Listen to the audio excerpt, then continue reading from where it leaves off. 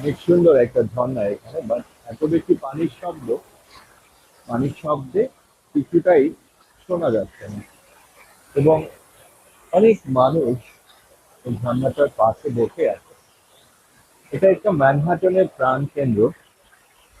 Time স্কোয়ারের ঠিক পাশেই একটা ঘরোয়া, যেটাকে ফাস্ট ফুড বলা চলে, নাম না বলি, কিন্তু পিছনে অনেক মানুষ বসে আছে।